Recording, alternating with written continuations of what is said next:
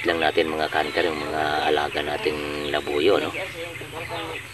So, apat na tayo na kinokondisyon ngayon para sa next season, ano?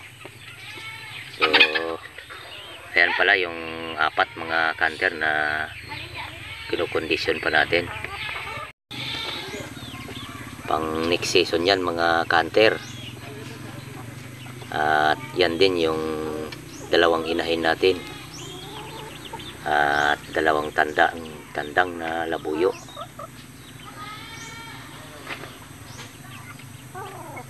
Yan mga kanter. Pagkaharutan yung dalawang inahin na puro may pahak sa ulo.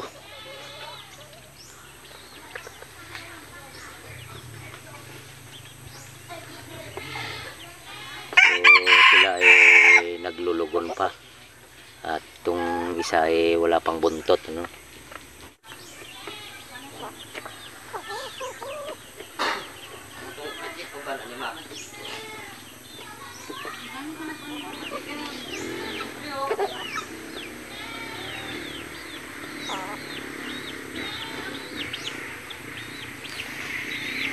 So sa next season yan mga kanter ay abangan nyo itong mga pangati nating mga labuyo, no?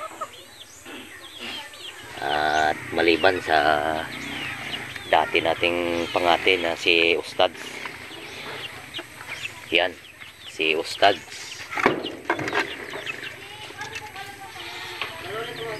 napakamatanda na yan mga kanter. Tingnan nyo tahod.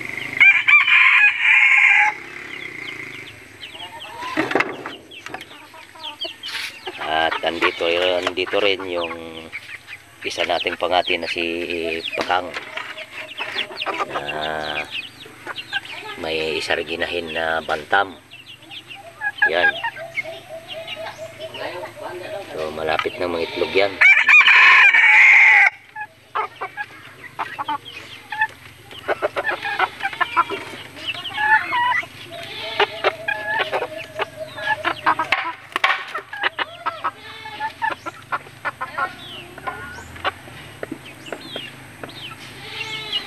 Yan mga kanter, no?